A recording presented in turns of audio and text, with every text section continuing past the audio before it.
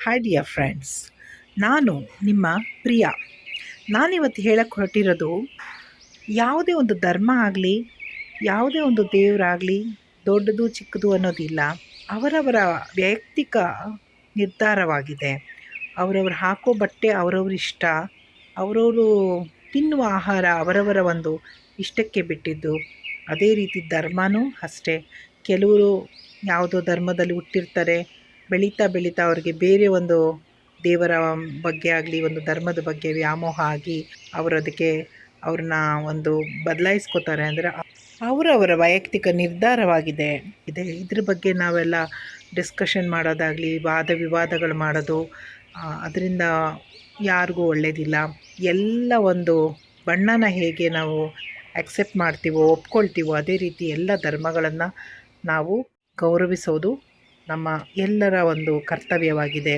ಯಾರು ಹೆಚ್ಚು ಯಾವುದು ಕಡಿಮೆ ಅಂತ ಜಗಳ ಮಾಡಿಕೊಂಡು ಮುಸ್ಲಿಮರ ವಿರುದ್ಧ ಆಗಲಿ, ಕ್ರೈಸ್ತರ ವಿರುದ್ಧ ಆಗಲಿ, ಅಥವಾ ಹಿಂದೂಗಳ ವಿರುದ್ಧ ಆಗಲಿ ನಾವು ಜಗಳ ಮಾಡಿಕೊಂಡು ಇರೋ ಚಿಕ್ಕ ಒಂದು ಜೀವನನ ಹಾಳು ಮಾಡ್ಕೊಳ್ಳೋ ಬದಲು ಎಲ್ಲರನ್ನೂ ರೆಸ್ಪೆಕ್ಟ್ ಮಾಡಿ, ಎಲ್ಲ ಧರ್ಮವನ್ನು ರೆಸ್ಪೆಕ್ಟ್ ಮಾಡಿ, ಅವರವರ ಧರ್ಮಕ್ಕೆ ಒಂದು ಇರುವಂಥ ಹಬ್ಬಗಳನ್ನು ಆಚರಣೆ ಮಾಡೋದರಲ್ಲಿ ಯಾವ ತಪ್ಪು ಇಲ್ಲ. ಇದು ಅವರವರ ವೈಯಕ್ತಿಕ ನಿರ್ಧಾರವಾಗಿದೆ ಸ್ನೇಹಿತರೆ.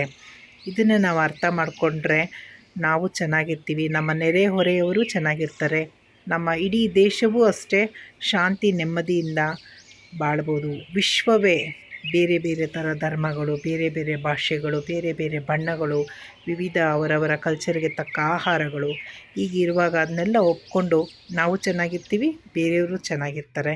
ಇದೇ ಒಂದು ದೊಡ್ಡ ಇಶ್ಯೂ ಆಗಿ ಈಗ ಮೀಡಿಯಾದಲ್ಲೆಲ್ಲ ಪ್ರತಿದಿನ ಒಂದೊಂದು ವಿಷಯಗಳ ಬಗ್ಗೆ ನೋಡ್ತೀವಿ. ಇದೆಲ್ಲ ಯಾಕೆ ಬೇಕು ಅಲ್ಲ ಸ್ನೇಹಿತರೆ? ಮನುಷ್ಯ ಎಷ್ಟು ದಿನ ಇರ್ತಾನೋ, ಯಾವಾಗ ಸಾಯ್ತಾನೋ ಹೇಳೋಕ್ಕಾಗೋದಿಲ್ಲ. ಇರೋಷ್ಟು ದಿನ ನಾವು ನೆಮ್ಮದಿಯಾಗಿ ಬದುಕಿ ಇತರರನ್ನು ನೆಮ್ಮದಿಯಾಗಿ ಬಾಳೋದಕ್ಕೆ ಬಿಡೋಣ. ಏನು ಹೇಳ್ತೀರಾ ಸ್ನೇಹಿತರೆ? ನನ್ನ ವಿಷಯ ಇಷ್ಟ ಆಗಿದ್ದರೆ ಲೈಕ್ ಮಾಡಿ, ಶೇರ್ ಮಾಡಿ, ಸಬ್ಸ್ಕ್ರೈಬ್ ಮಾಡಿ.